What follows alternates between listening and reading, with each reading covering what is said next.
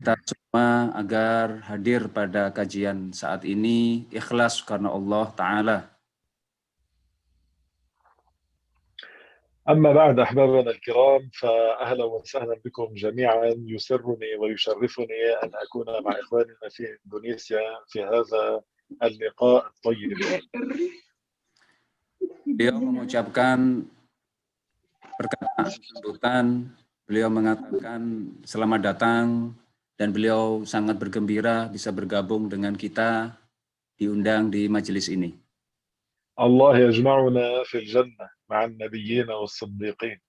Amin. Semoga kita semua akan dikumpulkan kelak di surga bersama para nabi dan para orang-orang soleh dan orang yang jujur. درسنا اليوم درس مهم جدا لأن من فهم درس اليوم سيسهل عليه فهم عقيدة أهل السنة والجماعة. Pelajaran kali ini sangatlah penting. Apabila kita memahaminya dengan benar, insya Allah kita akan memahami pelajaran atau akidah ahli sunnah wal jamaah. سيكون كلامنا إن شاء الله تعالى عن السماوات والأراضين والجنة والنار والعرش والكرسي. Insya Allah pembahasan kali ini kita akan bicara tentang masalah langit, bumi, aras, surga, neraka, dan kursi. ولفهم هذا الموضوع على وجهه وكما ينبغي نقدم لكم مقدمة. Agar kita semua yang hadir pada hari ini memahami dengan pemahaman yang semestinya, maka beliau akan mengawali dengan satu muqaddimah. تذكروا أن الله تعالى هو الخالق وكل ما سوى الله مخلوق. Ingatlah bahwa hanya Allah lah yang Tuhan satu-satunya pencipta, sementara selain Allah seluruhnya adalah makhluk Allah. الله تعالى لا بداية لوجوده أما كل ما سوى الله فله بداية. Allah Ta'ala keberadaannya, adanya Allah tanpa permulaan. Sementara selain Allah dari makhluk seluruhnya, wujudnya adanya ada permulaan. فالله هو الخالق وكل ما سوى الله مخلوق. Allah adalah pencipta satu-satunya, selain Allah seluruhnya adalah makhluk ciptaannya. هذه النقطة الأولى. Ini adalah poin pertama. النقطة الثانية من المقدمة أن الخالق لا يشبه المخلوق بالمرة. Poin kedua yang penting yang harus kita pahami adalah bahwasanya Allah Ta'ala tidak menyerupai apapun dari semua segi. الدليل من القرآن الكريم الشريف قوله تعالى ليس كمثله شيء. Dalilnya dalam Al-Quranul Karim, Allah Ta'ala berfirman, Laisa kamitslihi syai'. أما الدليل العقلي أن الله لا يشبه شيئا. Adapun dalil akal yang menunjukkan bahwa Allah tidak menyerupai segala sesuatu, المتشابهات sesuatu yang sama, serupa, يجوز عليها كلها ما يجوز على بعضها. sesuatu yang menyerupai sesuatu lain, maka sesuatu itu boleh akan sama dengan sesuatu yang lainnya. مثلا هذه القناني الثلاثة تشبه بعضها البعض. Seperti yang pada tangan Syekh adalah 3 botol kecil, yang satu dengan yang lainnya saling menyerupai satu dengan yang lain. فما جاز على واحدة جاز على شبيهاتها. Apabila satu itu dibolehkan atau dibolehkan ada pada satu perkara dalam satu botol itu, maka ada kemungkinan dibolehkan juga yang berlaku pada itu pada botol-botol lainnya. ما يجوز على واحدة Satu, يجوز على كلها. لماذا؟ لأنها تشبه بعضها البعض. نعم.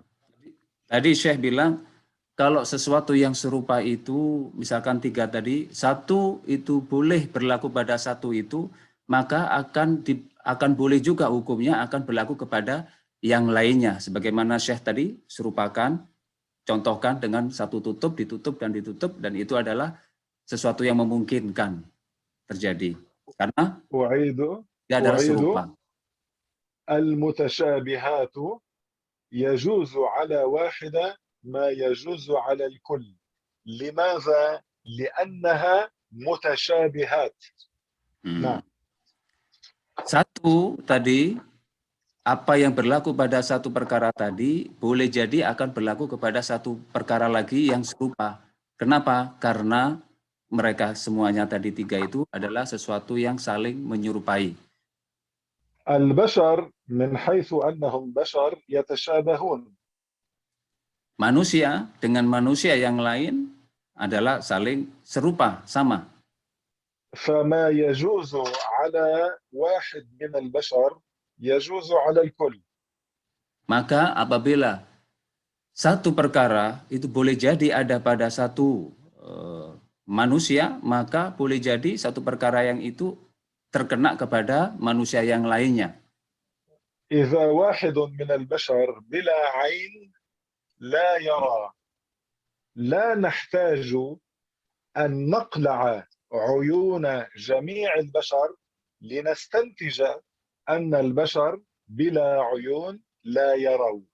لماذا؟ لأنهم متشابهات. ما جاز على واحد جاز على الكل. Contohnya, kalau satu orang itu bisa melihat dengan mata, ataupun orang itu tidak bisa melihat dengan mata karena matanya buta, maka boleh jadi orang semua manusia itu apabila dia melihat itu pasti membutuhkan mata. Kenapa? Karena mata sangat dibutuhkan, dan apabila kalau tidak bisa melihat semua, bukan maknanya berarti mereka tidak punya mata semua, karena satu dengan yang lain sama-sama serupa. إذا واحد من البشر بلا لسان لا يستطيع أن ينطق وأن يتكلم، لا نحتاج أن نقطع جميع ألسن البشر الذين يشبهونه لنستنتج أن البشر لا يتكلمون بلا لسان. Kalau seandainya seseorang manusia itu dengan tanpa lisan dia tidak bisa bicara, maka tidak membutuhkan kita memotong lidah orang semuanya agar dia tidak bisa bicara. Karena apa? Karena memang lidah itu dibutuhkan oleh manusia untuk bicara, sehingga semuanya pasti seperti itu manusia yang lain. لماذا؟ لأنهم متشابهات. Kenapa demikian? Karena mereka semua itu saling menyerupai, serupa satu sama lainnya. لأنك تشبهني يجوز عليك ما يجوز علي. Syekh mengatakan seandainya saya ini memang serupa dengan Syekh, maka apa yang berlaku pada Syekh itu boleh jadi akan berlaku sama saya, boleh jadi. أيوة. نحن البشر الذين نتشابه هل نستطيع أن نخلق شيئا؟ لا نستطيع. Kita manusia, sesama kita, apakah kita bisa menciptakan sesuatu? Tentunya kita tidak bisa menciptakan apapun karena kita manusia. فلو كان الله يشبهنا لما قدر أن يخلق شيئا. Seandainya Allah Ta'ala itu dikatakan menyerupai kita manusia, tentunya Allah tidak akan mampu menciptakan kita. أيوة. أنا وأنتم البشر الذين نتشابه لا نستطيع أن نخرج شيئا من العدم إلى الوجود، ولا نستطيع أن نحيي الموتى، ولا نستطيع أن نخلق إنسانا، ولا أن نخلق شيئا. فلو كان الله يشبهنا لجاز عليه ما يجوز علينا، فلما قدر على أن يخلق الخلق. Ya, Syekh bilang, Syekh dengan kita semua ini adalah sama-sama manusia, saling menyerupai antara kita. Kalau kita manusia tidak bisa mengadakan sesuatu yang tidak ada menjadi ada. Kalau kita manusia tidak bisa menciptakan sesuatu yang lainnya, maka niscaya seandainya Allah itu dikatakan serupa dengan manusia, maka boleh jadi apa yang kita, sifat yang kita tadi tidak bisa ini, tidak kuasa ini, tidak bisa menciptakan, itu akan berlaku pada Allah. Dan ini mustahil seperti itu. فالله سبحانه وتعالى لا يشبه المخلوقات بالمرة. الخالق لا يشبه المخلوق. Kesimpulannya, Allah Ta'ala itu tidak menyerupai makhluk dari semua apapun segi. Karena Allah berbeda dengan makhluknya. لو كان الخالق يشبه المخلوق لجاز على الخالق ما يجوز على المخلوق وهذا مستحيل. Seandainya dikatakan Allah itu serupa dengan makhluknya, maka apa yang berlaku pada makhluk itu boleh jadi berlaku juga pada Allah. Dan ini mustahil karena Allah adalah berbeda dengan semua makhluknya. ما الذي يجوز على المخلوق؟ الموت، المرض، الاحتياجية، وهذا كله ينافي الإلهية. فالنتيجة الله لا يشبه شيئا بالمرة. Apa yang boleh berlaku pada manusia kayak kita? Sakit, mati, membutuhkan sesuatu, maka ini semua adalah sifat-sifat tidak mungkin ada pada ketuhanan, tidak mungkin pada Allah, sehingga mustahil Allah disifati sifat seperti ini. Karena itulah maka Allah tidak serupa dengan semua makhluknya. فالله تبارك وتعالى ليس جسما. Allah Ta'ala bukanlah berupa benda berukuran jisim. ليس جسما طويلا ولا جسما قصيرا. Allah juga bukan benda yang punya ukuran tinggi ataupun pendek ataupun sedang. ولا جسما سمينا ولا جسما نحيلا. Juga Allah itu bukan benda yang punya ukuran gendut, besar ataupun kurus. الله ليس له طول ولا عرض. Allah tidak memiliki panjang, ketinggian, juga tidak memiliki lebar. ولا وزن ولا لون. Allah juga tidak disifati dengan memiliki timbangan, berat, ataupun warna. ليس أبيضا ولا أسودا. Allah tidak disifati berwarna putih, juga tidak disifati berwarna hitam. ولا أحمرا ولا أصفرا. Bukan juga berwarna merah, juga tidak berwarna coklat. ولا يشبه شيئا بالمرة. Intinya, Allah tidak menyerupai segala sesuatu selainnya dalam semua segi. ولما يقول الواحد منا الله أكبر معناه الله أكبر من كل شيء قدرا لا حجما. Makna Allahu Akbar adalah, maknanya Allah adalah maha besar derajatnya, bukan maha besar dari segi bentuknya atau ukurannya. فهذه النقطة الثانية لفهم الموضوع. Ini adalah poin kedua yang penting agar kita paham tema yang akan dibicarakan ini. النقطة الثالثة الله لا يحتاج إلى شيء بالمرة. Poin ketiga yang penting adalah bahwa Allah Ta'ala tidak membutuhkan apapun. نعم. الدليل من القرآن قال ربنا سبحانه وتعالى فإن الله غني عن العالمين. Dalilnya bahwa Allah tidak membutuhkan segala sesuatu adalah Allah wallahu ghaniyun 'anil 'alamin. فإن الله غني عن العالمين معناه Fa'in الله لا يحتاج للعالمين.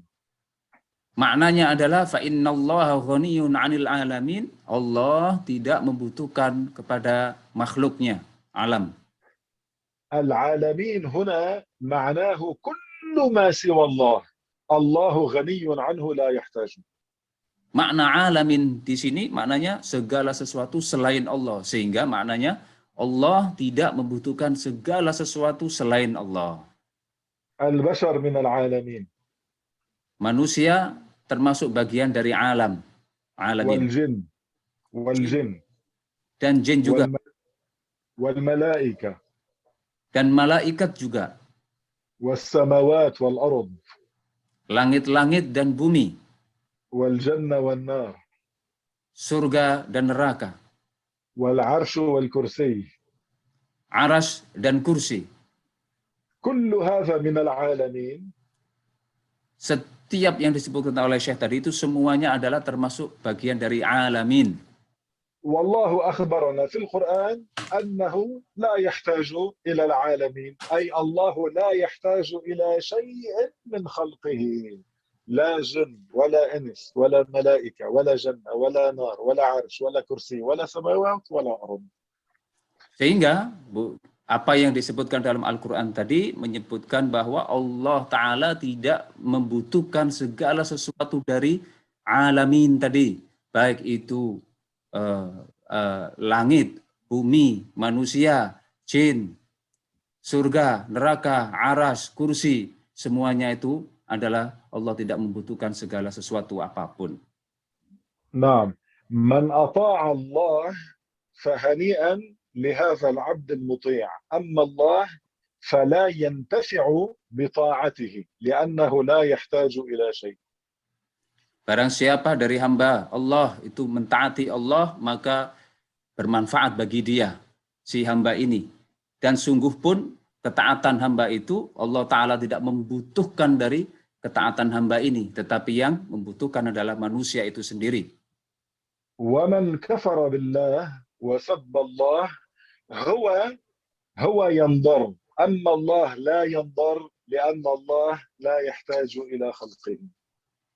Begitu juga ada orang, seandainya ada orang yang berbuat maksiat, durhaka sama Allah, tidak beriman sama Allah, maka perbuatannya ini itu mencelakai dirinya sendiri.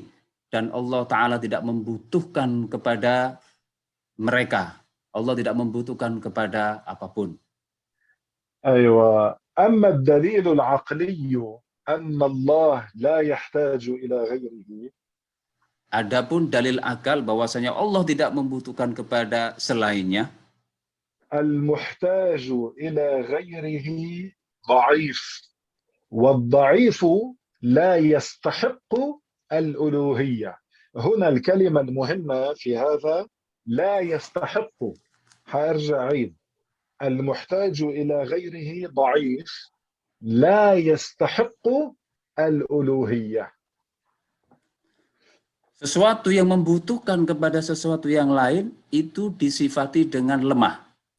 Dan sifat lemah itu tidak berhak ada pada Tuhan. نعم، إذا واحد كان يعبد صنما فقال لك هذا الصنم هو إله، هو الإله، كيف ترد عليه؟ تقول له هل هذا الصنم، التمثال، الصنم احتاج لمن نحته؟ الجواب نعم، وأنت تقول له المحتاج إلى غيره شو؟ ضعيف، والضعيف لا يستحق الألوهية. Satu contoh, seandainya ada orang yang menyembah berhala, maka kita katakan kepada mereka berhala itu bukan Tuhan. Dalilnya mana? Tanyakan sama mereka, apakah berhala tadi itu membutuhkan kepada orang yang memahat itu berhala, menjadikan dia itu menjadi patung? Kalau dia mengatakan iya, berarti kesimpulannya sesuatu yang membutuhkan sesuatu itu adalah lemah. Berarti yang lemah itu tidak layak menjadi Tuhan. maka patung tidak layak menjadi Tuhan sebab membutuhkan kepada yang lainnya. الصنم يحتاج لمن نحته. Patung membutuhkan kepada sesuatu orang yang memahatnya. ولمن وضعه في مكانه. Dan membutuhkan kepada orang lain yang meletakkan dia ke tempat tertentu. ويحتاج لمن يحرسه الآن من سرقة سارق. Dan juga patung tadi membutuhkan kepada orang yang menjaga dia agar tidak dicuri patung itu oleh orang lain. والعقل يحكم أن المحتاج إلى شيء ضعيف والضعيف لا يستحق الألوهية. Nah, sementara akal sehat itu menghukumi sesuatu yang membutuhkan sesuatu yang lain berarti sifatnya lemah. Sehingga sesuatu yang sifatnya lemah tidak layak dianggap menjadi Tuhan. عيسى عليه السلام من قال عنه أنه الإله نقول له هل احتاج عيسى أن يأكل ويشرب؟ نعم. هل احتاج أن يتنفس؟ نعم. هل احتاج إلى أمه؟ نعم. العقل يقول من احتاج إلى غيره ضعيف لا يستحق الألوهية. Nah, sementara orang yang mengatakan dan menyembah Nabi Isa menjadi Tuhan, kita katakan kepada mereka, bukankah Nabi Isa itu adalah beliau membutuhkan kepada makan, beliau juga membutuhkan kepada nafas, juga membutuhkan kepada ibunya.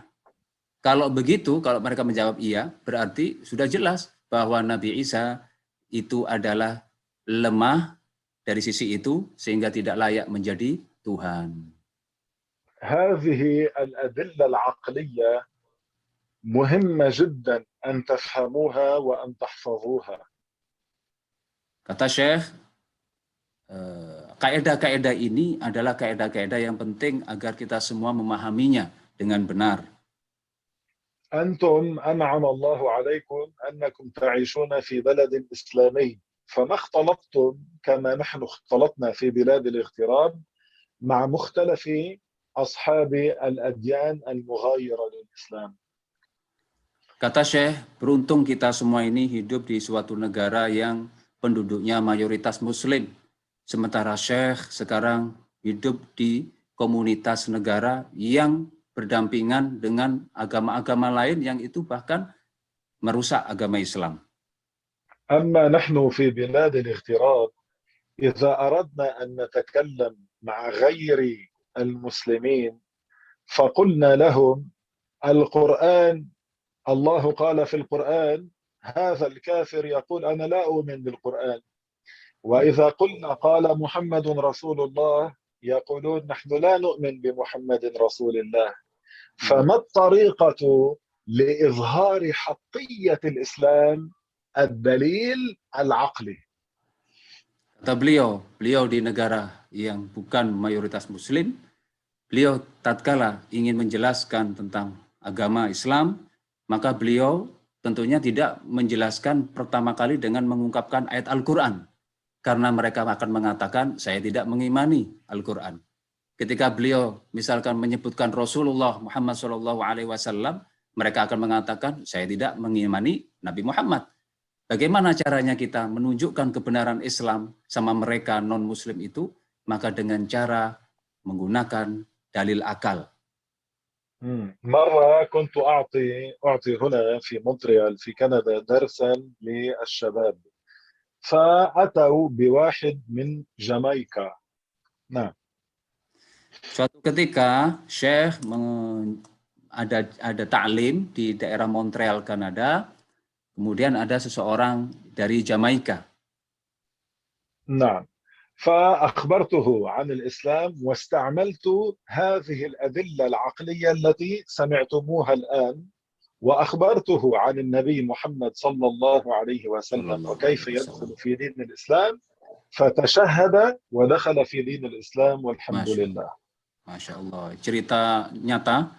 Jadi ketika beliau menyampaikan tadi di majelisnya terdapat orang Jamaika yang non-Muslim, Syekh menjelaskan tentang Islam, akidah Islam dengan cara yang sudah barusan disampaikan kepada kita menggunakan dalil akal. Kemudian beliau menyampaikan tentang Nabi Muhammad dan bagaimana cara masuk Islam, apa yang terjadi. Akhirnya orang Jamaika ini mengucapkan 2 kalimat syahadat masuk ke dalam Islam. نعم القسيسون الذين كانوا يعلمونه دين النصارى لما سمعوا أنه دخل إلى دين الإسلام صار مسلما قالوا نناظر هذا الشيخ. Afwan Syekhi, al-qissisin ma'nahu Syekhi? معناه البريست الرهبان النصارى. يعني عندما هو يدخل الإسلام هم القسيسون لما سمعوا أن هذا الرجل دخل في دين الإسلام قالوا نعمل مناظرة مع ذاك الشيخ المسلم. Apa yang terjadi setelah orang Jamaika itu masuk Islam, terdengarlah orang-orang pastor-pastor dari mereka itu mendengar bahwa dia ini masuk Islam, kemudian dia mereka mengatakan kepada Jamaika, orang Jamaika masuk Islam ini, saya ingin mendebat orang Syekh itu, yaitu Syekh Jel mau didebat oleh para pastor-pastor itu. فاجتمع الناس وأتى هؤلاء الأربعة من كبار قسيسينهم ومعهم نحو 40 كتاب من كتبهم.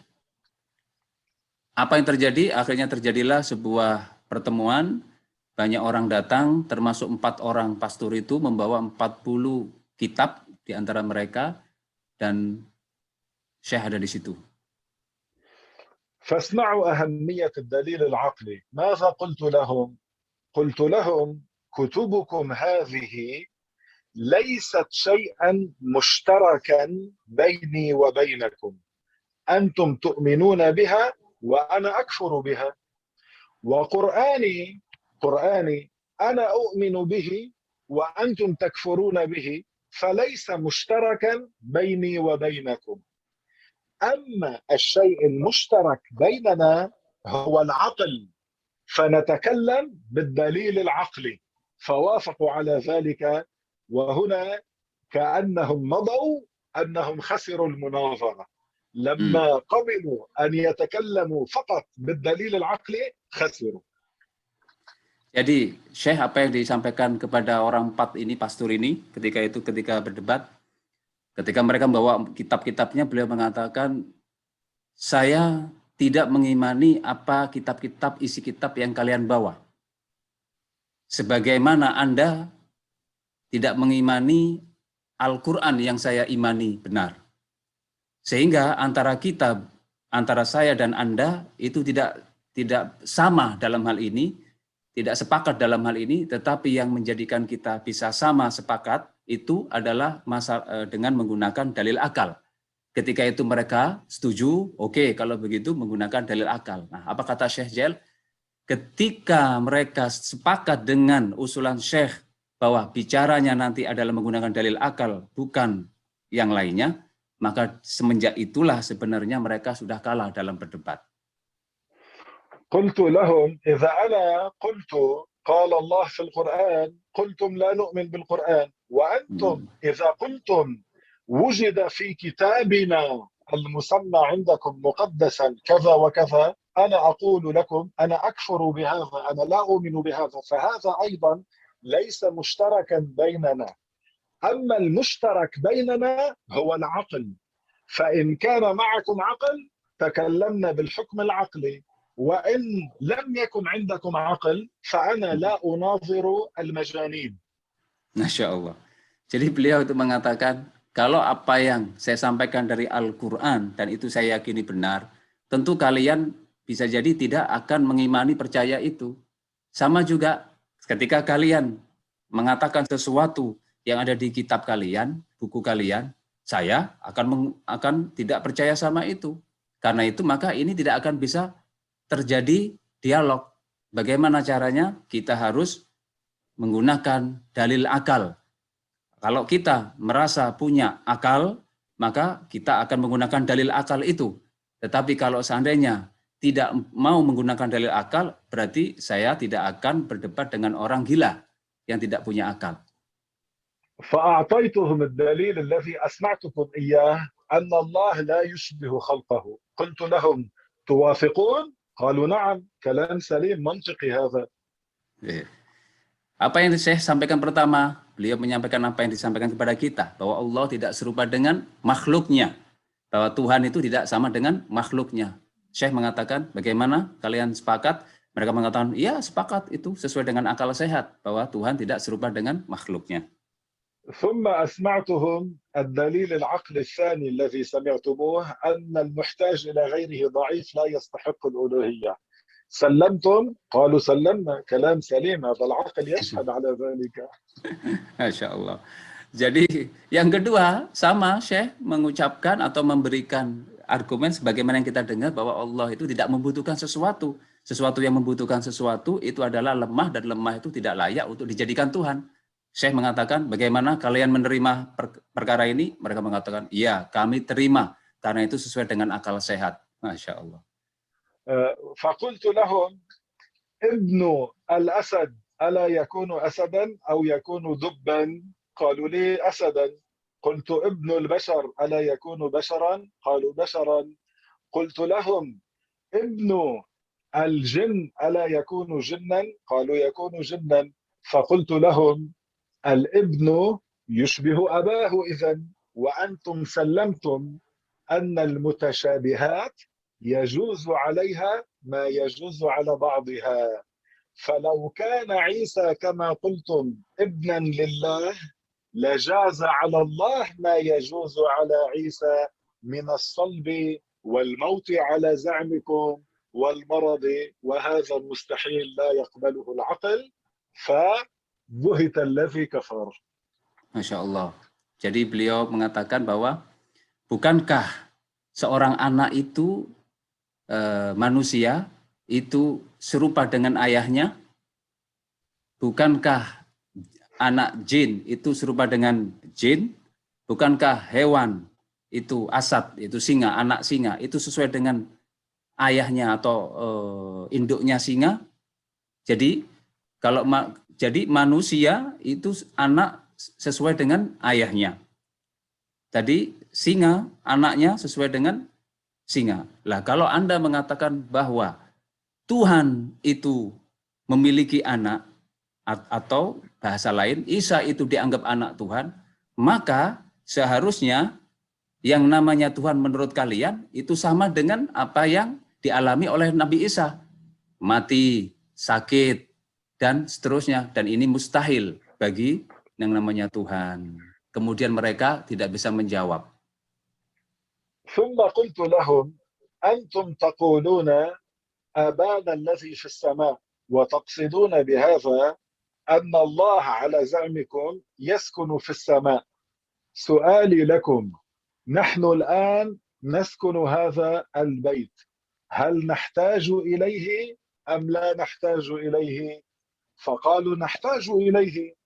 فقلت لهم إذن الساكن في شيء يحتاج إلى هذا الشيء الذي يسكنه، فمن سكن السماء كان محتاجا للسماء والمحتاج إلى غيره. ماذا سلمتم قبل قليل؟ أن المحتاج إلى غيره ضعيف، والضعيف لا يستحق الألوهية.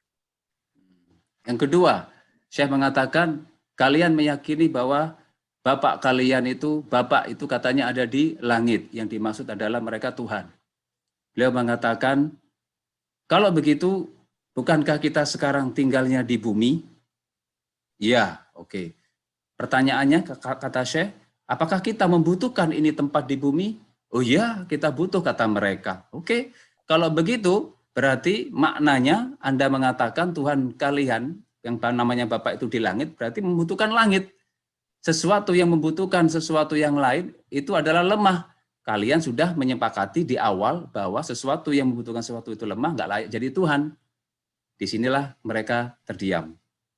وهنا ظهر لهم وللجميع أن الله لم يلد ولم يولد ولا يشبه شيئا، وأن الله تعالى لا يسكن السماء ولا يحتاج إليها. Dari sinilah akhirnya menjadi terang benderang bahwa Allah Ta'ala adalah Tuhan yang tidak membutuhkan kepada selainnya. Allah Ta'ala tidak membutuhkan kepada tempat, dan Allah Ta'ala berbeda dengan makhluknya, dan tidak disamakan atau tidak serupakan dengan semua dari makhluknya. فصار الناس يكبرون وحسن إسلام ذاك الرجل الجميكي بعد ذلك. Masya Allah. Setelah itu yang terjadi adalah orang-orang yang hadir bertakbir, bahkan orang yang masuk Islam dari Jamaika itu makin kuat Islamnya. نعم هم يقولون الله يسكن السماء وهذا لا يعقل هذا ضد العقل لأن الساكن في شيء بحاجة إليه والمحتاج إلى غيره ضعيف والضعيف لا يستحق الألوهية. Nah, sehingga kita ketahui bahwa mereka meyakini Allah itu ada di langit. Sekali lagi kita bantah bahwa sesuatu yang berada di sesuatu yang lain itu berarti dia membutuhkan kepada sesuatu itu. Berarti sesuatu yang membutuhkan kepada sesuatu itu sifatnya lemah, dan sesuatu yang bersifat lemah itu tidak layak untuk menjadi Tuhan. نحن المسلمون نعتقد أن الله الذي خلق السماء كان موجودا قبل السماء بلا سماء والله الذي خلق المكان كان موجودا قبل خلق المكان بلا مكان فالله تعالى ليس له مكان واحد ولا عدة أماكن فالله تعالى موجود قبل خلق المكان بلا مكان وهو الآن على ما عليه كان. Langit Allah ciptakan. Sebelum langit tercipta, Allah ada tanpa langit. Begitu juga tempat. Tempat itu Allah ciptakan. Sebelum tempat tercipta, Allah ada tanpa tempat. Sehingga harus kita yakini setelah Allah Ta'ala menciptakan makhluknya, tempat, langit, dan yang lainnya, Allah tetap ada tanpa itu semua, tanpa tempat. نحن المسلمون إذا فعلنا هكذا وقلنا الله معناه الله عالي القدر جدا. Kalau ada seseorang mengangkat ibu jarinya ke atas, Allah itu bukan maknanya Allah ada di atas, tapi maknanya Allah derajatnya maha tinggi sekali. نعم ولا نعتقد أن الله ساكن السماء. Dan kita tidak meyakini bahwa Allah itu ada di langit. Tidak meyakini bahwa Allah itu berada di langit. وهذا كمان لما نقول سبحان ربي الأعلى أي الأعلى من كل شيء قدرا لا حجما لا مكانا. نعم. Jadi ketika kita membaca Subhana Rabbiyal A'la, maknanya adalah Allah Ta'ala maha tinggi, tinggi derajatnya, bukan tinggi tempatnya. وهنا انتبهوا إلى هذه المسألة المهمة جدا. Mohon diperhatikan kepada permasalahan ini yang akan disampaikan oleh Syekh. باللغة العربية إذا المسلم الذي يعتقد أن الله لا يشبه شيئا وأن الله موجود بلا مكان قال المسلم الله في السماء هذا يكون معناه الله عالي القدر جدا ولا يكون معناه الله داخل في السماء لا يكون معناه الله ساكن السماء. لا يوجد فرق كبير بين قول المسلم الله في السماء بمعنى الله عالي القدر جدا وبين قول الكافر الذي يقول الله ساكن السماء. من قال الله ساكن السماء خلاص هذا ليس من المسلمين بالمرة. أما المسلم إذا سمعناه يقول الله في السماء فماذا يريد بذلك؟ الله عالي القدر جدا ولا يقصد بهذا أن الله ساكن في السماء. نعم. Nah, jadi kalau kita tahu bahwa seorang muslim sejati yang meyakini bahwa Allah itu tidak serupa dengan makhluk, Allah itu ada tanpa bertempat, itu keyakinan dia. Kemudian dia mengatakan Allahu fis sama. Pakai bahasa Arab ini ya. Allah bukan pakai bahasa Indonesia. Pakai bahasa Arab Allahu fis sama. Maka tentunya makna dari yang disampaikan itu adalah bahwa Allah itu tinggi derajatnya, bukan berada tinggal di langit. Namun apabila ada orang non-muslim yang kafir, tentunya bukan Islam, ketika dia mengatakan Allah sakinus sama, kalau dia mengatakan begitu, itu memang tidak ada celah. Maknanya Allah itu, kata mereka, berdiam diri, tempat tinggalnya di langit. Orang yang mengatakan ini adalah sudah jelas-jelas salah dan bukan akidah Islam. Sehingga, jadi kalau ada orang Islam, sekali lagi, orang Islam, yang orang Islam itu keyakinannya benar pada Allah, bahwa Allah tidak butuh tempat, Allah tidak serupa dengan makhluknya, kok mengatakan dalam bahasa Arab, Allah fis sama, ketahuilah maka maknanya yang dia sampaikan itu bukan kayak makna orang kafir tadi, tapi maknanya Allah maha tinggi derajatnya. والدليل على ما قلته مرة كان يوجد صحابي من الصحابة. نعم. Dalilnya akan beliau sampaikan satu sahabat dari sahabat. كان عنده أمة مملوكة. Karena beliau itu punya satu budak. يقال عنها بالعربية جارية. Yang dinamakan dalam bahasa Arab budak itu jariyah. فهذا الصحابي أراد أن يخرج من البيت ليقضي حاجاته. Seorang sahabat ini ingin keluar dari rumah, ingin menunaikan hajatnya. فقال للجارية انتبهي للغنم انتبهي عليهم راقبيهم. Nah, kemudian beliau itu mengatakan kepada budaknya ini, coba diawasi itu kambing-kambing, diawasi kambing-kambingnya, gitu. يعني حتى لا يعدو عليهم الذئب مثلا ولا يسرقهم السارق انتبهي عليهم راقبيهم. Ya. Beliau mengatakan, sahabat ini kepada budaknya, coba diawasi betul itu hewan itu, yaitu kambing-kambing.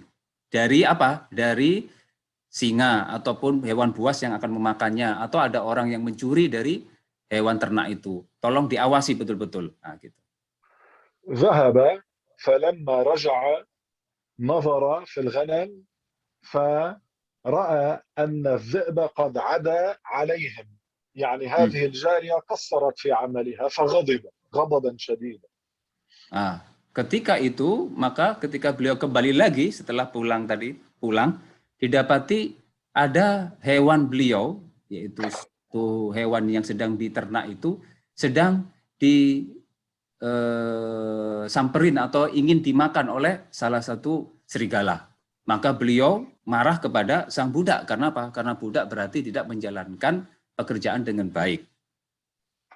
فلما غضب ذهب وضربها على وجهها ثم قال في نفسه كيف أفعل هذا حسبي الله ونعم الوكيل كيف فعلت هذا ضرب المسلم على وجهه معصية كبيرة فكيف أفعل هذا لعلها تكون مسلمة سأخذها إلى رسول الله ليحكم. Apa yang terjadi karena marah, saking marahnya, kemudian sahabat ini menampar wajah dari sang budak tadi. Setelah tertampar wajahnya sang budak, beliau teringat bahwa hukum menampar saudara muslim pada wajahnya adalah dosa besar. Kemudian beliau merenung, apakah ini yang saya tampar budak saya tadi itu Islam atau tidak? Bingung beliau, masih bertanya-tanya. Akhirnya untuk memperjelas hukum, beliau mendatangi Rasulullah Muhammad SAW. وهنا أنت قد تتساءل كيف صحابي تعلم من رسول الله صلى الله عليه وسلم لا يعرف أن يحكم على جارية تعيش عنده في البيت. Mungkin kita setelah mendengar cerita ini ada yang bertanya-tanya, masa seorang sahabat yang begitu luar biasa dia yang tidak tahu hukumnya tentang masalah ini yang berlaku kepada budaknya, yang budak itu tinggal sama dia lama. كيف هذا الصحابي لا يعرف أن يحكم عليها أهي مسلمة أم لا وهي تعيش عنده في البيت؟ Nah, bagaimana mungkin, di logika orang mungkin sebagian bertanya, bagaimana kok bisa seorang sahabat itu yang punya budak tersebut bersama dia lama kok tidak tahu apakah dia Islam atau tidak Islam budaknya. Nah, gitu. الجواب يتضح، الجواب يصير واضحا لما تعرف يا أخي الكريم أن هذا الحديث له 4 روايات، بينهن رواية أن هذه الجارية كانت بكماء لا تتكلم، فلذلك الصحابي قال لعلها مسلمة، هو ما سمع منها الشهادتين بحياته. واضح هذا الكلام؟ وكانوا هم يعبدون الأوثان، فقال أخذها إلى رسول الله ليحكم. Mungkin ada yang bertanya-tanya seperti itu, bisa jadi, dan itu akan ada jawabannya. Kenapa beliau kok sampai ingin menanyakan perihal Islam atau tidaknya budaknya itu ke Rasulullah, padahal dia hidup lama sama budak. Ternyata ada di dalam 4 riwayat hadis tentang hal ini yang menjelaskan bahwa sang budak itu ternyata adalah dia dalam kondisi bisu.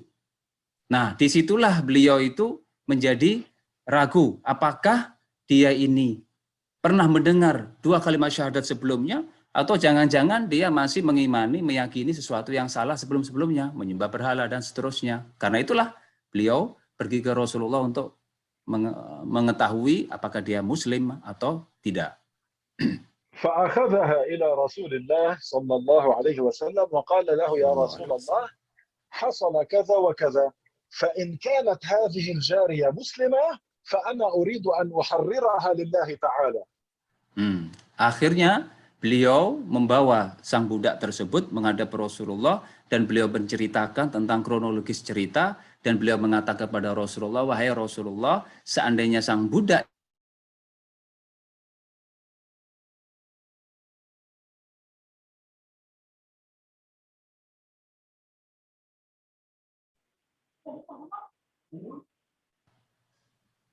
suara Syekh, lahdo Syekh, sautukum غير مسموع شيخي. الآن تسمع؟ نعم شيخ، نعم. طيب دكتور، شرحت لهم؟ نعم. طيب. ما الآخر لما شيخ؟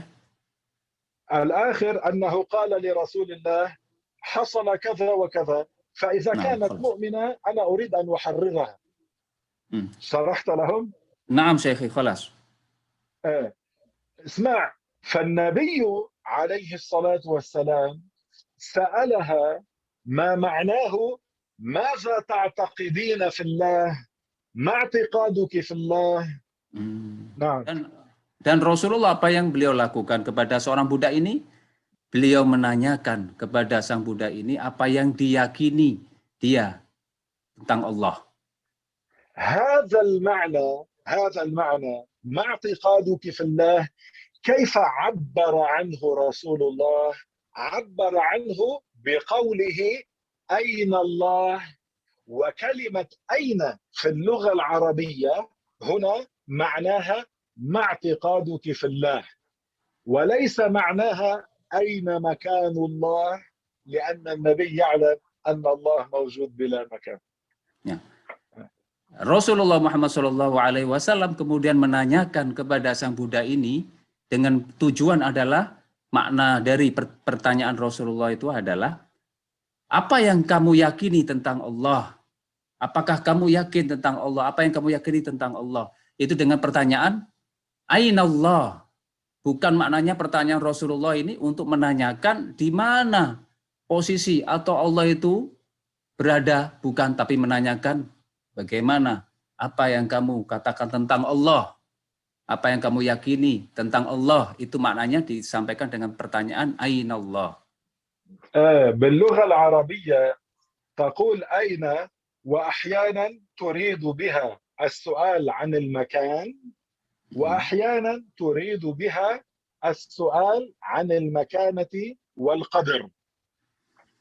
Pertanyaan menggunakan kata-kata aina dalam bahasa Arab itu ada dua makna.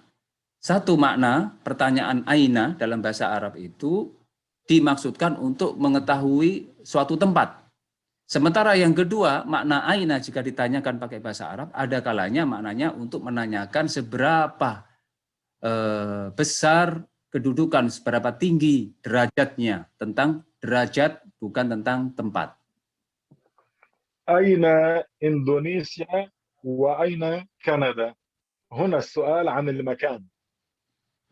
Kalau Syekh mengatakan barusan, contohnya, di mana Indonesia, di mana Kanada, aina pakai bahasa Arab tadi. Maka maknanya ini adalah masalah posisi tempat. أما إذا قلت أين المسلم وأين الكافر معناه المسلم أعظم قدرا من الكافر، يعني أين قدر الكافر وأين قدر المسلم، قدر المسلم عالي، هكذا.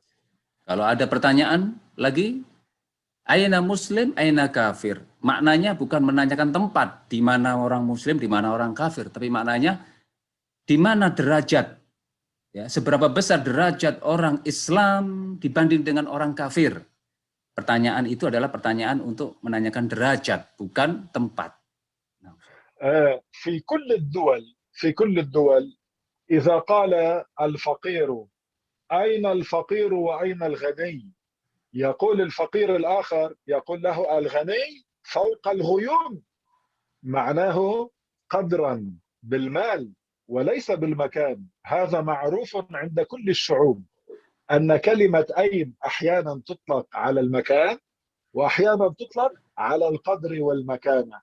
أين المسلم من الكافر، أو أين الكافر من المسلم، المسلم أعلى قدرا. أين الغني من الفقير، الغني فوق الغيوم، معناه قدرا بالمال ليس معناه بالمكان. والنبي لما قال أين الله معنى ذلك مع اعتقادك في الله.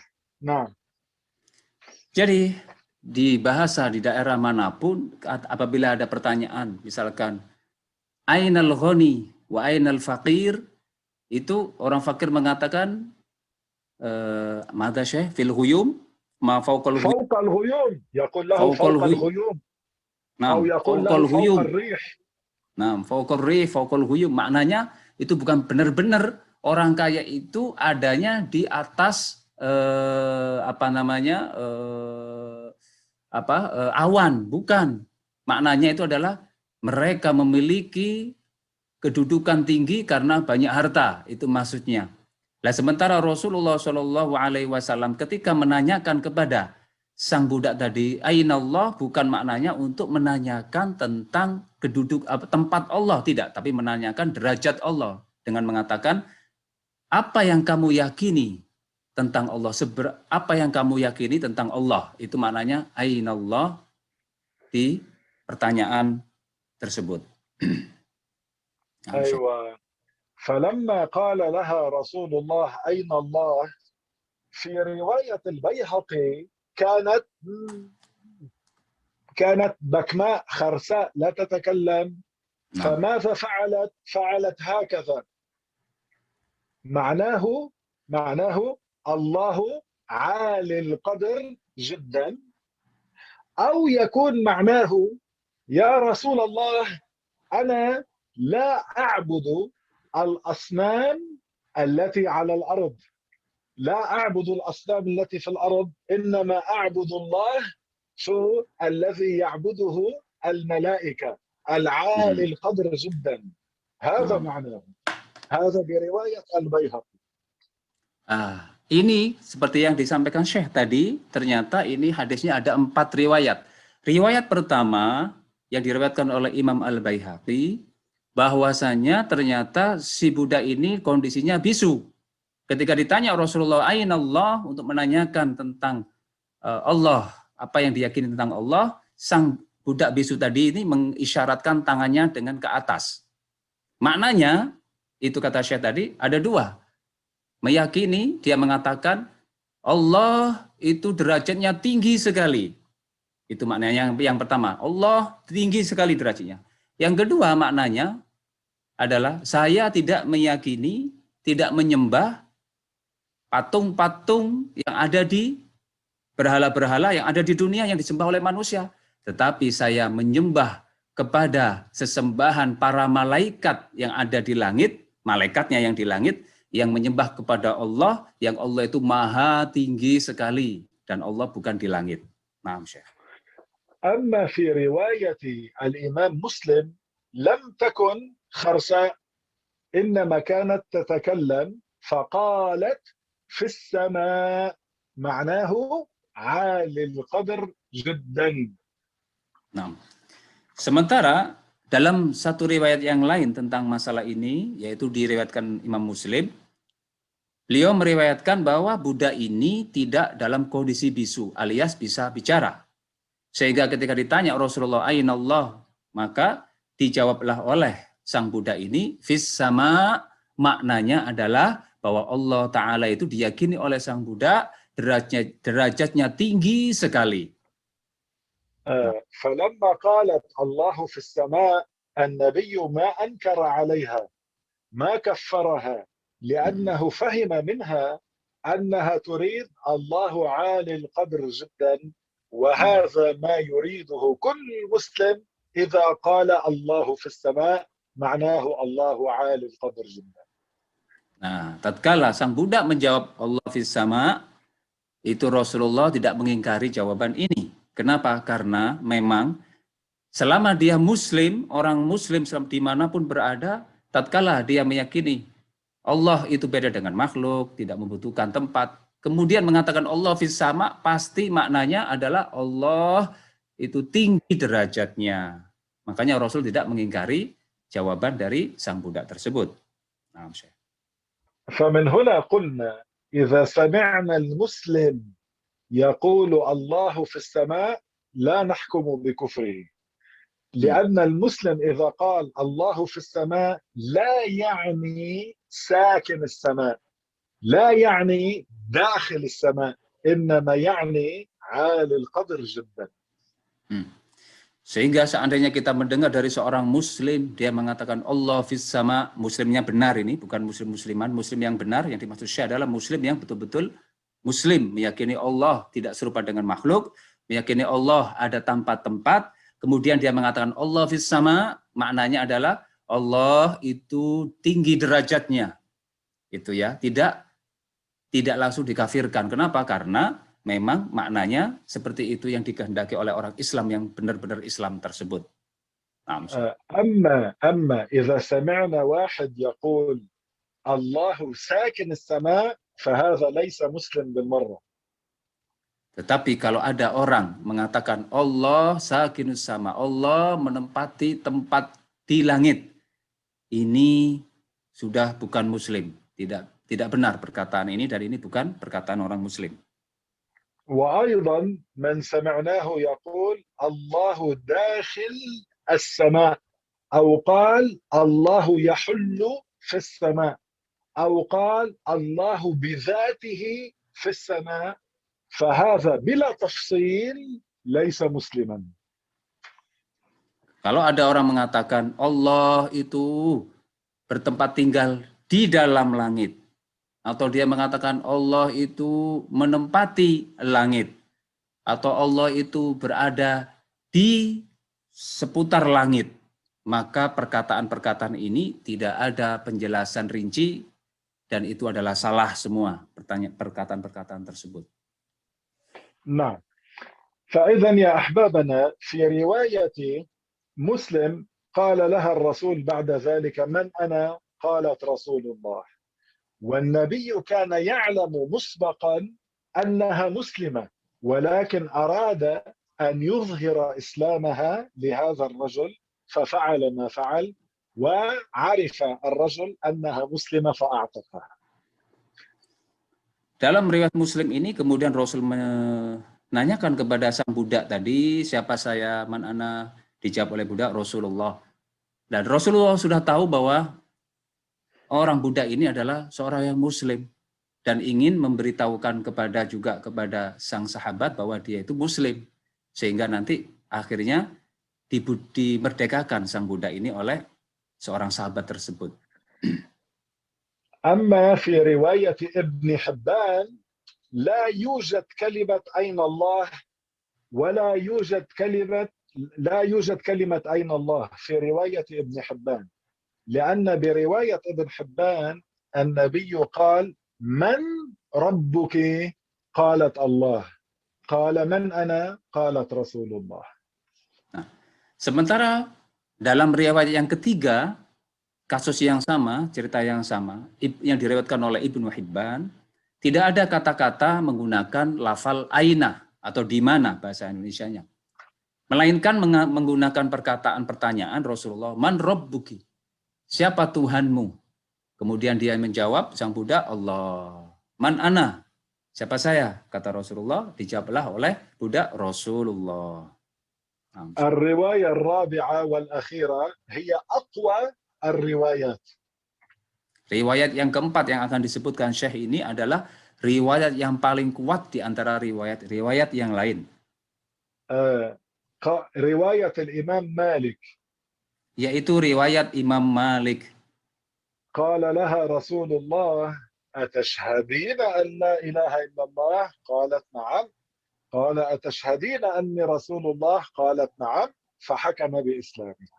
Nah, pada riwayat Imam Malik yang keempat yang paling kuat di antara riwayat yang lain ini, Rasulullah menanyakan kepada seorang budak untuk mengetahui dia Muslim atau tidak dengan pertanyaan atasyhadina alla ilaha illallah, apakah engkau bersaksi bahwa Allah adalah Tuhan yang patut disembah? Dia mengatakan iya. Kemudian yang kedua, atasyhadina anni Rasulullah, dia mengatakan, kemudian menjawab ya. Apakah engkau bersaksi bahwa aku adalah utusan Allah? Dia menyatakan ya. Kemudian akhirnya budak ini dimerdekakan. Nah, 4 روايات. ada 4 riwayat. رواية مسلم أين الله بمعنى ما اعتقادك في الله؟ فقالت في السماء. من أنا؟ رسول الله. Riwayat pertama, riwayat Muslim. Yang pertanyaan Rasulullah, apa yang kamu yakini tentang Allah? Kemudian dijawab oleh sang budak, fis sama, Allah fis sama. Dan siapa saya? Rasulullah. Kemudian dimerdekakan. رواية البيهقي كانت خرساء. Riwayat yang Imam Baihaqi yang kedua, yang diriwayatkan bahwa budak itu dalam kondisi bisu. قال أين الله؟ فأشارت إلى السماء. Rasul bertanya kepadanya, Aina Allah? Kemudian dijawab oleh sang budak bisu dengan isyarat tangan, telunjuk tangan ke atas. الرواية الثالثة رواية ابن حبان. Riwayat yang ketiga adalah riwayat Ibnu Hibban. من ربك؟ الله. قال من أنا؟ قالت رسول الله. Pertanyaan Rasulullah kepada budak, man rabbuki, siapa Tuhanmu? Dijawab oleh budak, Allah. Siapa saya? Dijawab oleh budak, Rasulullah. الرواية الرابعة والأقوى مالك. Riwayat yang terakhir adalah Imam Malik yang paling kuat di antara yang lain.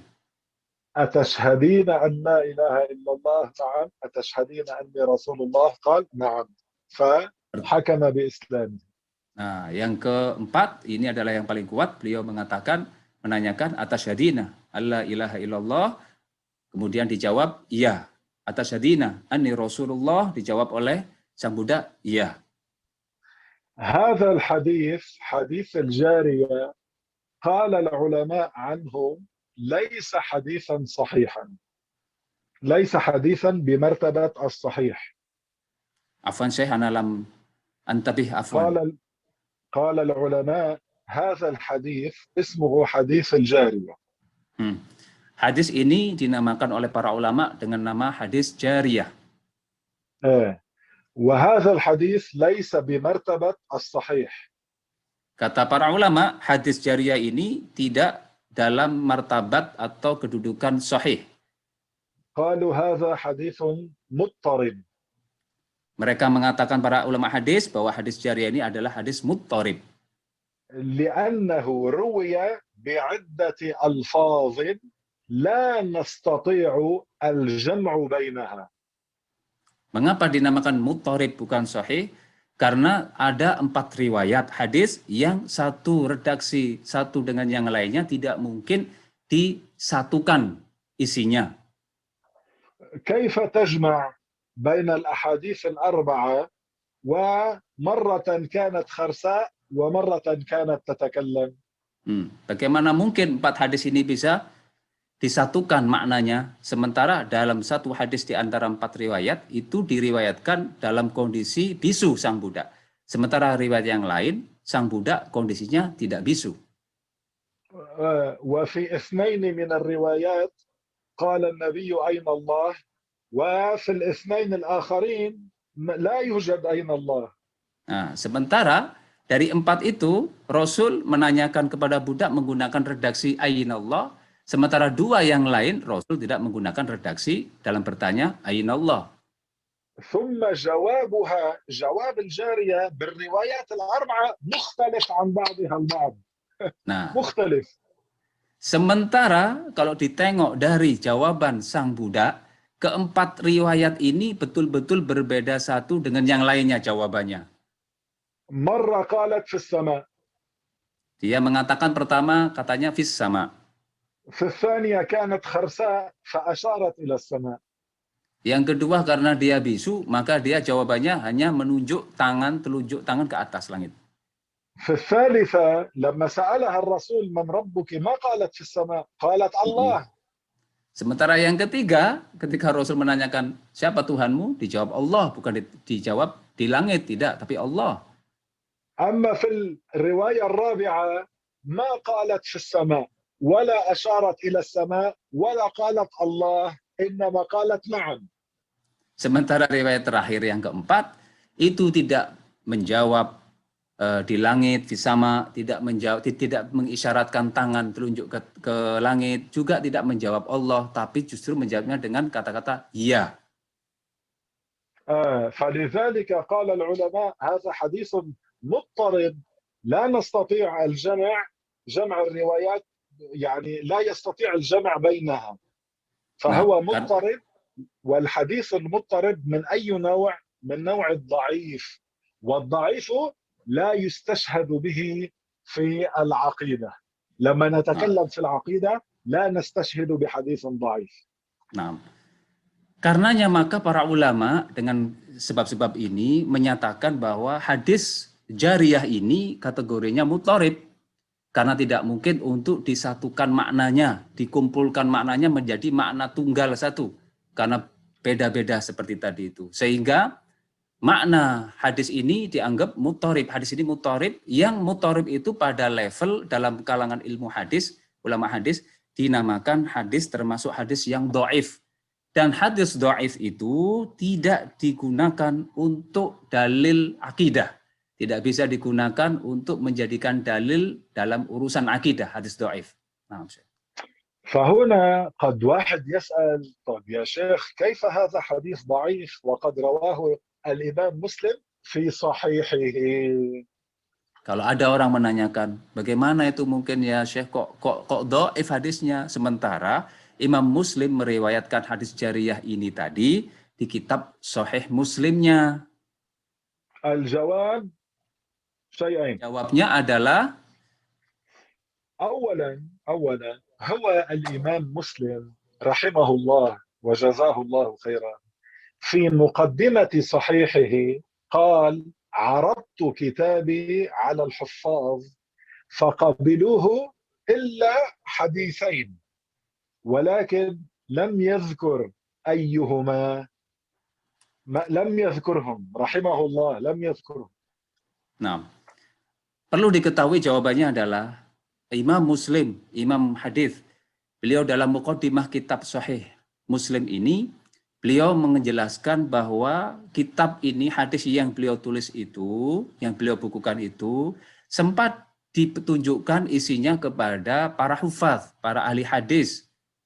Apa yang beliau katakan setelah itu, ternyata mereka menyetujui kecuali ada 2 hadis yang itu tidak disepakati oleh para hufaz hadis. Nah, dua hadis itu dua hadis yang mana? Nah, Imam Muslim tidak menyebutkan secara jelas dua hadis yang tidak disepakati oleh hafidh hadis, hufaz hadis itu apa saja, tidak disebutkan dalam muqaddimahnya. Nah, ثانيا قل ثانيا yang kedua, nah, Syekh. الإمام مسلم ما ذكرهما ولكن وضع لنا إشارة في كتابه تدل على أن حديث الجارية لم يتخذه كحديث صحيح. Yang kedua, Imam Muslim meskipun tidak menyebutkan dua hadis yang bukan sahih itu, ya, statusnya tidak disebutkan langsung, tapi beliau memberikan isyarah kepada kita, memberikan semacam tanda kepada kita bahwa dua hadis itu adalah hadis yang bukan sahih. Nah, والإشارة أنه ما وضعه في أول الكتاب في باب الإيمان، إنما وضع هذا الحديث في آخر الكتاب في باب عتق العبيد. Nah, dalil isyaratnya bahwa Imam Muslim ini tidak menganggap bahwa dua hadis ini sahih alias lemah, dhaif, itu beliau tidak meletakkan dua hadis ini pada pembahasan pertama dalam kitab Sahih Muslim tentang masalah keimanan. Justru ini dua hadis ini, dan yang lebih khusus adalah hadis jariyah ini, diletakkan oleh Imam Muslim pada akhir bagian dari Sahih Muslim, pada bagian pembebasan Idku al-Abid, membebaskan budak, dalam bab pembebasan budak. Justru hadis itu dimasukkan ke dalam bab ini, bukan bab tentang keimanan. Inilah yang menunjukkan isyarat bahwa itu bukan hadis sahih. Naam, Syekh. عدم وضعه في باب الإيمان كأنه يقول لك لما تتكلم في الإيمان لا تستشهد بهذا الحديث. Ketika beliau meletakkan hadis jariyah ini bukan pada bab khusus iman di awal kitab, seolah-olah beliau mengatakan kepada kita bahwa jangan jadikan hadis jariyah ini sebagai dalil dalam masalah akidah. Nah, gitu. أيوة. فإذا كنا نتكلم عن الحكم العقلي. أعطيناكم الحكم العقلي والدليل من القرآن، يعني الدليل العقل والدليل من القرآن أن الله لا يشبه شيئا.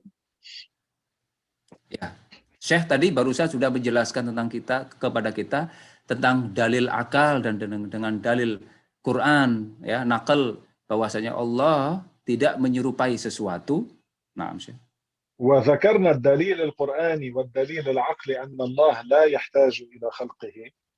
Juga Syekh telah menyebutkan dalil akal dan dalil Quran tentang bahwa Allah Ta'ala tidak membutuhkan kepada segala sesuatu.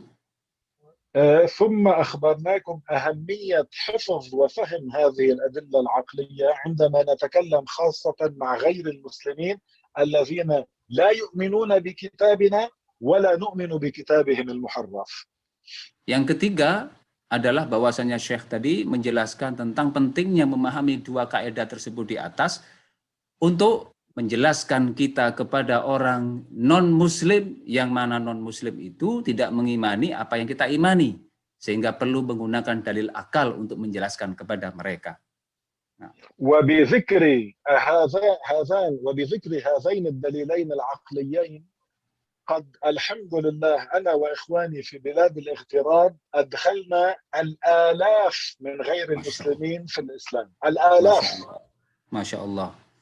Alhamdulillah. Beliau mengatakan, ini tahadus dari beliau, beliau mengatakan dengan dua dalil akal yang beliau sampaikan ke kita tadi, yang kita diajari itu, dengan itulah Syekh dan para murid-muridnya di Kanada, alhamdulillah bisa memasukkan orang non-muslim ribuan, bukan hanya 1-2, alaf, ribuan orang-orang masuk ke dalam Islam. ثم ذكرت لكم كيف استعملنا هذه الأدلة العقلية حتى نكسر أولئك الأربعة من غير المسلمين الذين كان معهم نحو 40 كتاب. Dan beliau sudah menjelaskan tadi tentang bagaimana cara mematahkan, menjelaskan kepada orang non-muslim yang 4 itu, yang membawa 40 kitab tadi, dengan dalil-dalil akal tadi. ثم ذكرنا لكم معنى حديث الجارية. Kemudian Syekh menjelaskan tentang makna hadis jariyah.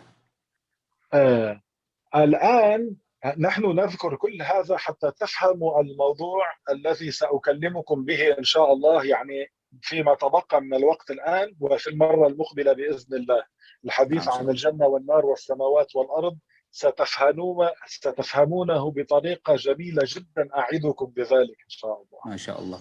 Jadi beliau mengatakan dengan kita memahami kaidah-kaidah yang Syekh tadi sebutkan, jelaskan, insya Allah ketika beliau nanti menjelaskan perihal yang akan kita tema hari ini tentang langit, bumi, arash, kursi, surga, neraka, itu akan kita dapati dengan sangat mudah. Dan insya Allah kalau enggak hari ini tuntas, insya Allah dia akan di kemudian hari lagi beliau akan lanjutkan dengan cara, dengan penjelasan yang sangat-sangat indah dan luar biasa.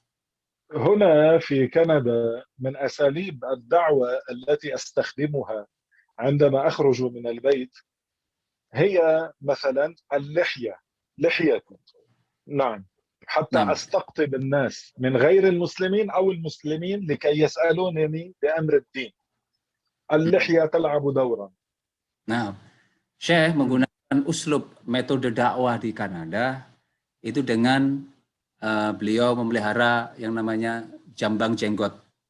Sehingga apa? Ketika beliau keluar nanti diharapkan ada orang yang bertanya, kemudian bisa lewat pintu itulah beliau menjelaskan tentang Islam.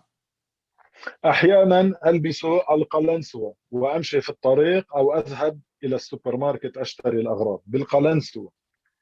Kadang-kadang Syekh dengan cara sengaja memang memakai peci, pergi ke supermarket untuk belinya apa, yaitu supaya nanti kalau وأحيانا أذهب إلى التدريس حيث أعمل في المدرسة بالعمام، وكل ذلك تطبيقا لسنة الحبيب عليه الصلاة والسلام، وأيضا لاستقطاب الناس كي يسألوني أنا عن الدين، وهذا يعني أسلوب من أساليب الدعوة. Dan terkadang Syekh itu pergi ke tempat taklim itu menggunakan imamah yang seperti sekarang ini, tujuannya adalah agar orang itu akan pada datang menanyakan tentang masalah agama kepada beliau. Ini adalah satu cara. فمرة من المرات كنت لابسا قلنسوة على رأسي وكنت في حديقة عامة في البارك. في أين شيخ؟ في البارك في الحديقة العامة. Oke. Suatu ketika Syekh keluar dari rumah ke kebun, ke taman umum menggunakan peci. فجاءني واحد ثم استنتجت لاحقا أنه يتكلم عن صاحبته، عن الجيرلفريند تبعيته، يعني جاءني وسألني شيئا. نعم. Ada seseorang kemudian mendatangi Syekh, kemudian dia menanyakan sesuatu. Nah, Syekh. هو مسلم ولكن كان عنده بنت يهودية معه.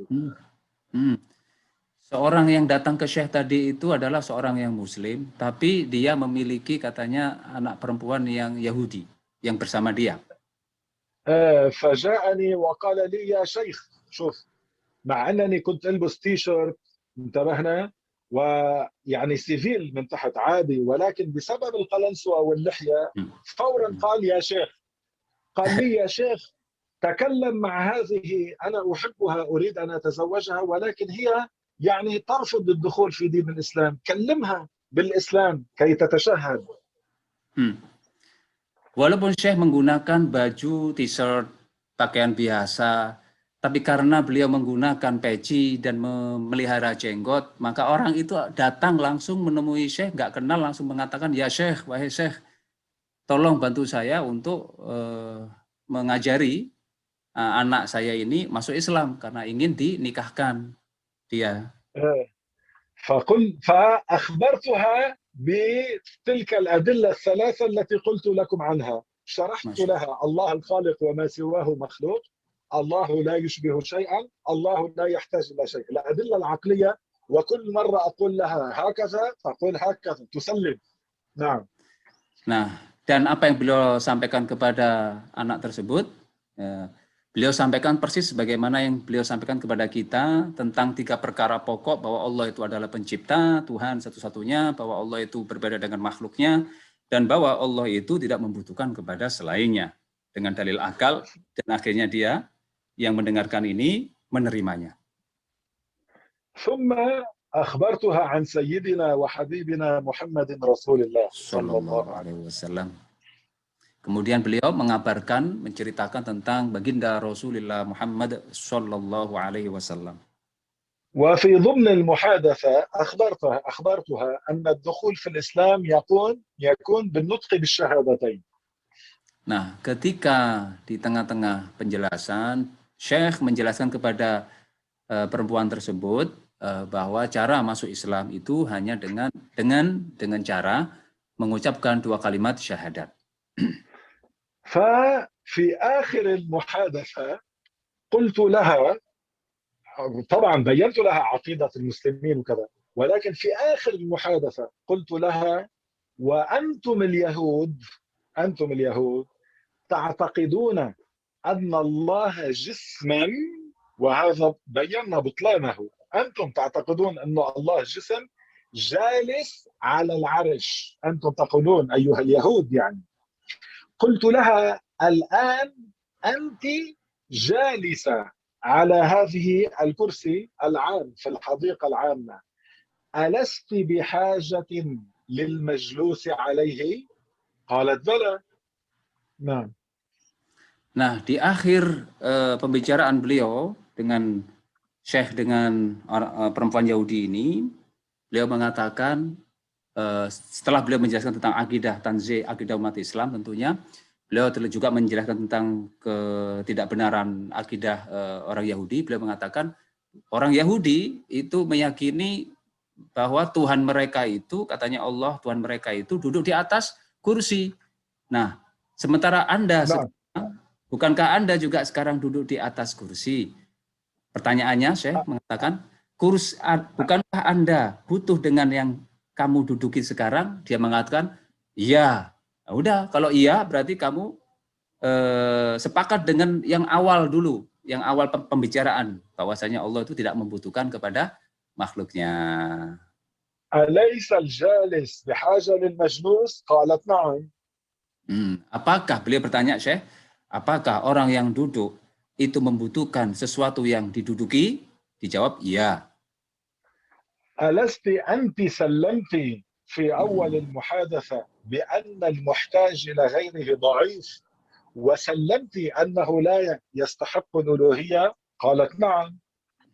Kemudian saya mengingatkan kembali yang pertama, bukankah kamu juga menerima bahwa sesuatu yang membutuhkan sesuatu itu dinamakan, disifati lemah? Dijawab, iya. Nah, juga kamu menerima tadi bahwasanya sesuatu yang lemah itu tidak layak dijadikan Tuhan. Dia menjawab, iya. Maaf, saya. قلت لها أنتم اليهود تقولون الله جالس على العرش وكل يوم سبت يتعب ويرتاح ويستلقي على قفاه، ولذلك أنتم لا تعملون في كندا وأمريكا، اليهود لا يعملون يوم السبت، يقولون الله يرتاح فنحن نرتاح معه، فأنتم تقولون جالس على العرش، وأنت سلمت أن الجالس بحاجة للمجلوس، وسلمت أن الجالس على شيء لا يكون إلها لأنه بحاجة إليه. فماذا تقولين الآن؟ والله العظيم جوابها كان أشهد أن لا إله إلا الله وأشهد أن محمدا رسول الله. هذا جوابها. والله. Masya Allah, ceritanya luar biasa ini. Syekh tadi di dalam pembicaraan terakhir akhirnya mengatakan Orang Yahudi, kalian Yahudi itu meyakini bahwa Allah itu duduk di Arasy. Dan setiap hari Sabtu katanya Tuhan mereka ini istirahat dan tidur terlentang di atas Arasy. Nah, karena itulah maka orang-orang Yahudi dimanapun berada, termasuk di Kanada dan Amerika, setiap hari Sabtu itu mereka libur, istirahat. Kenapa? Karena mereka meyakini Tuhan mereka hari Sabtu libur, maka mereka juga libur, istirahat. Nah, kemudian beliau mengatakan, kalau seandainya itu yang diyakini oleh orang Yahudi bahwa Tuhannya ada di atas atas, berarti kamu sudah tahu bahwa sesuatu yang membutuhkan sesuatu yang duduk di atas sesuatu yang lainnya. Bukankah itu namanya membutuhkan? Dan kalau sudah membutuhkan, itu berarti namanya lemah. Dan kalau lemah itu tidak layak untuk dijadikan Tuhan. Nah, sementara Allah, Tuhan, tidak disifati seperti itu. Kemudian di akhir, dia mengatakan dengan mengucapkan 2 kalimat syahadat orang perempuan Yahudi tadi. Masya Allah. Alhamdulillah Rabbil Alamin. قصة رائعة شيخي. ثم زوجته إياها. زوجته إياه. هذا عفوا شيخي، هذا ابن بنتها أو لا ثم هذه كانت الجيرفريند صاحبته. يعني هو كان يعرفها ويخرج معها، ولكن لا يريد أن يزني بها، لا يريد الزنا. هو مسلم. هو يريد أن يتزوجها ولكن يحب أن تتشهد تصير مسلمة. فبعد أن تشهد أتينا بالشهود وعملنا له عقد النكاح. صارت زوجته. نعم عفوا شيء خطأت في الترجمة آنفا أنها بنتها عفوا أنا سأغير. Baik. Mohon maaf, saya salah mendengarkan tadi. Ternyata perempuan yang datang Yahudi itu dengan laki-laki yang kepada Syekh waktu di taman tadi, ternyata ini adalah kawannya, yang mana si laki-laki ini ingin menikahi dia, yang Yahudi tadi. Tapi karena dia laki-laki ini nggak mau jatuh kepada zina, maka minta tolong kepada Syekh untuk memberitahu tentang Islam dan agar dia masuk Islam. Dan ternyata akhirnya dia masuk Islam, alhamdulillah. Dan apa yang terjadi setelah itu, mereka berdua mendatangi Syekh membawa saksi syahidaini faqat syekhi biduni wali. Cuma membawa membawa dua orang saksi ke Syekh, kemudian mereka melangsungkan akad nikah. Alhamdulillahirabbil alamin. Itu akhir dari cerita tadi. Alhamdulillah. اسمعوني جيدا الآن. من حضر اليوم هذا المجلس صار الحمد لله مهيئا حتى يفهم جيدا درسنا الأسبوع القادم إن شاء الله في نفس الوقت بإذن الله، وسيكون درسا يأخذ الألباب من الجمال إن شاء الله. إن شاء الله Syekh. Kata Syekh, semoga yang hadir hari ini bisa menangkap, memahami apa yang Syekh jelaskan tadi, dan apabila sudah difahami dengan baik, maka itu adalah sesuatu yang baik. Kenapa? Ya insya Allah Syekh akan menjelaskan kembali minggu depan, insya Allah di waktu yang sama, seperti ini, menjelaskan tentang sesuatu yang lainnya, insya Allah. المرة المقبلة سأكلمكم التفصيل في بداية الخلق. Syekh insya Allah minggu depan akan menjelaskan secara rinci perkara atau awal pertama Allah Ta'ala ciptakan dari makhluknya. وما هو العرش. Apa itu arash? وما هو القلم الأعلى. Apa itu qalamul a'la? ما هو اللوح المحفوظ. Apa itu lauhil mahfuz? عن خلق السماوات والأرض. Tentang penciptaan langit dan bumi. وعددهم. Dan jumlah-jumlah dari langit dan bumi. وما فيهم. Dan apa yang ada di dalam langit dan bumi. وسنخبركم عن سدرة المنتهى. Beliau juga akan menjelaskan tentang apa itu Sidratil Muntaha. والبيت المعمور. Apa itu Baitul Ma'mur? وبيت العزة. Baitul Izzah itu apa? وبيت العزة وعن سيدنا عيسى وحياته كيف في السماء. Dan beliau akan menjelaskan tentang kisah Nabi Isa dan bagaimana hidupnya beliau sekarang di langit. ثم سنتكلم عن البشر أين هم في الكون. Mata Syekh Mahsyar, yakni الكون أين Al-Kaun. Iya. البشر. Dan beliau akan menjelaskan tentang alam, kaun, ya. Dan nah, وسنتكلم عن سجين. beliau juga akan menjelaskan tentang apa itu sijjin, والجنة والنار. surga juga neraka. وسنذكر في حديثنا إن شاء الله ماذا يحصل للإنسان لما يموت، من حين يموت، من قبل أن يرى عزرائيل ولما يرى عزرائيل وبعدها بالتفصيل ماذا يحصل له، أين يذهب، ماذا يرى، ماذا يشعر، أين يكون. كل هذا نذكره إن شاء الله تعالى الأسبوع القادم. Masya Allah. Dan beliau akan menjelaskan di minggu depan insya Allah tentang kondisi kita ketika meninggal pertama kali, ditanam di kuburan dan berjumpa dengan malaikat. Sampai setelah itu secara rinci, insya Allah. Insya Allah. فشدوا الهمة في توزيع الرابط للمرة المقبلة فنكون أضعافا إن شاء الله. Ini harapan bagi Syekh untuk kita semua, terutama panitia, untuk lebih menyebarkan link dan pendaftarannya ini agar nanti akan insya Allah akan lebih dari yang hadir pada hari ini, insya Allah. فينتشر الخير أكثر. Dan kalau sudah seperti itu berarti kebaikan akan menyebar luas. Allah يقويكم ويجزيكم خيرا. Amin, amin. Wa iyyakum syekhina. أنا تشرفت أن أكون بينكم اليوم، وإذا كان لأحدكم سؤال فنعطي مجال إن شاء الله 5 دقائق للأسئلة، وإلا إن لم يكن سؤال فالأسبوع المقبل إن شاء الله. بعد إذنكم. Naam Syekh.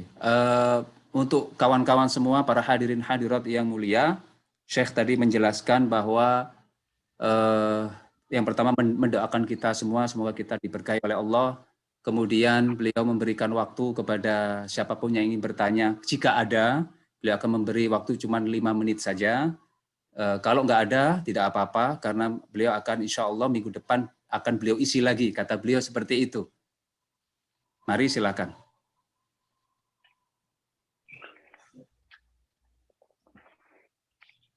Bagus. عندكم أسئلة؟ بالنسبة أنا لا شيخي ممكن شيخي نعم ممكن. شوف سبحان الله معي بعد 3 دقائق تسمحون لي؟ نعم شيخي تفضل شيخ. هذا أنا أريد أن أشد هممكم حتى ينتشر الخير إن شاء الله أكثر، فتأتون بأناس أكثر فيستفيدون كما أنتم استفدتم. مرة واحد جاء عند رسول الله وتشهد، دخل في دين الإسلام، ثم قال لرسول الله تفضل. Beliau ini beliau mengatakan sangat berkeinginan keras untuk menyebarkan kebaikan dimanapun, dan suatu saat yakni afwan syekhi ja'a syakhsun ila Rasulillah ثم أسلم. Ada seseorang yang datang kepada Rasulullah, kemudian seseorang itu masuk Islam.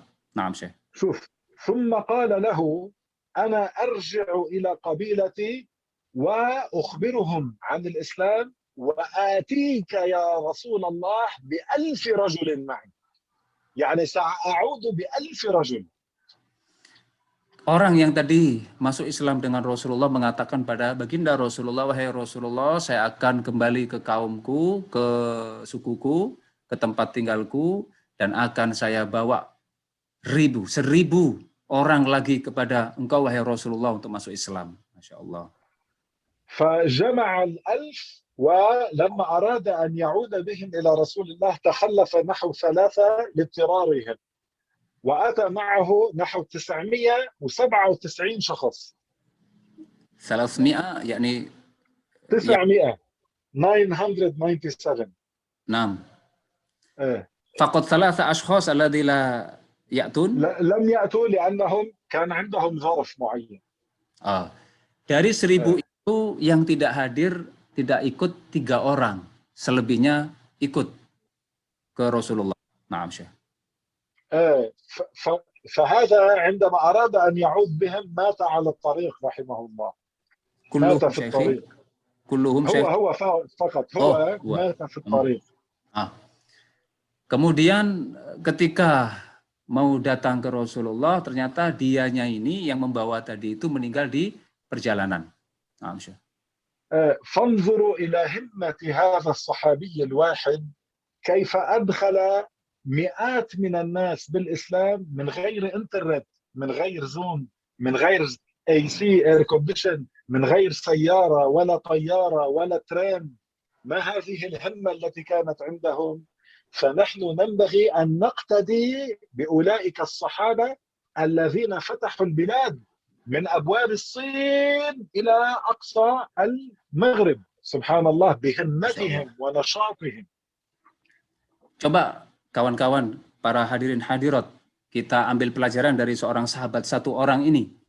Saking getolnya ingin memperjuangkan Islam, ingin mendakwahkan Islam, menyebarkan ke Islam kemana-mana, sampai-sampai beliau bisa membawa orang ratusan untuk diislamkan. Padahal waktu itu tidak ada media sosial seperti sekarang ini, tidak ada alat transportasi yang secanggih saat ini, tidak ada yang namanya sesuatu yang bisa membantu kita, memudahkan dalam perjalanan. Tapi mereka, para sahabat ini luar biasa dalam memperjuangkan Islam, sampai-sampai dari mulai Cina itu terbuka Islam sampai ke paling ujung di daerah Maroko sana terbuka Islam. Islam masuk ke dalam daerah-daerah itu dengan sebab himmah, dengan sebab kegigihan para sahabat dalam meluaskan ajaran Islam, mendakwahkan Islam kemana-mana. Bagaimana dengan kita sekarang, kata Syekh? Sementara kita sekarang ini banyak sekali kemudahan-kemudahan. Maka kita seharusnya mengikuti jejak para sahabat itu dalam menyebarkan, memperkuat Islam dimanapun kita berada seluas-luasnya. Naam Syekh. فشدوا الهمة بالدعوة للأسبوع القادم. Kalau begitu kata Syekh, kita semua harus betul-betul mengikuti sahabat ini dengan menggigihkan kembali semangat berdakwah kita. Insya Allah minggu depan kita akan ketemu, insya Allah. Allah yansurukum wa yaghfir lakum. Amin Syekhi, amin. Allah yubarik fikum. Allahumma la tada' lana dhanban illa ghafartah, wala maridan illa shafaitah, amin. ولا ميتا مسلما إلا رحمته، ولا دينا إلا قضيته، ولا هما إلا فرجته برحمتك يا أرحم الراحمين. اللهم أعطي كل من شاهد هذا الدرس سؤله من الخير. اللهم واجمع لنا بين خيري الدنيا والآخرة، وارزقنا رؤية النبي محمد صلى الله عليه وسلم في المنام. اللهم ارزق كل واحد منا زيارة الحبيب عليه الصلاة والسلام في المدينة. آمين. اللهم وارزق كل منا الحج والعمرة يا أرحم الراحمين. آمين. يا أكرم الأكرمين. اللهم واجعلنا من عبادك الصالحين. اللهم ربنا آتنا في الدنيا حسنة وفي الآخرة حسنة وقنا عذاب النار. وسبحان ربك رب العزة عما يصفون، وسلام على المرسلين، والحمد لله رب العالمين. والسلام عليكم ورحمة الله وبركاته. وعليكم السلام ورحمة الله وبركاته. بارك الله فيكم شيخي. آمين. إلى اللقاء خيرا. إن شاء الله. إلى اللقاء شيخي. أحسن الله إليكم. Alhamdulillahirrabbilalamin. Mohon maaf karena tadi tidak ada pertanyaan, jadi kecuali setelah Syekh menjelaskan baru ada pertanyaan di sini. Sebenarnya ya, kalau kita memahami semua yang Syekh tadi sampaikan, insya Allah pertanyaan-pertanyaan seperti ini sudah kita bisa jawab. Nah, ini pertanyaannya ada di chat ini, ada orang mengatakan, mohon izin katanya, apabila orang Wahabi itu, kata dia yang bertanya, orang Wahabi itu mengatakan, kan hadisnya bukan kamu di mana, Allah di mana. Ini sudah Syekh tadi sudah menjawab panjang lebar, bahwa ini adalah bagi yang mengerti tentang bahasa Arab dan mengerti tentang penjelasan ulama tentang hadis syariah itu, niscaya dia tidak akan bertanya seperti ini. Niscaya bisa menjawab dengan baik dan benar bahwa maknanya menurut para ulama hadis syariah itu adalah hadis yang tingkatnya dhaif muttarib, yang pada kategori dhaif sehingga tidak bisa digunakan dalil untuk dalam penetapan hukum akidah. Yang mohon nanti kalau kepingin jelas lagi, dengerin lagi, boleh diputar ulang lagi kalau memang sudah dibikin YouTube oleh admin. Jadi jawaban ini insya Allah sudah selesai ini, tidak perlu ditanyakan kembali karena sudah jelas jawabannya. Jadi saya selaku penerjemah mohon maaf yang sebesar-besarnya jika ada kata-kata mungkin salah dan silap dalam menerjemahkan, itu semua adalah murni karena kebodohan saya dan saya. Ada yang salah, saya kembalikan kepada admin. Terima kasih. Wallahu a'lam wa ahkam. Assalamualaikum warahmatullahi wabarakatuh.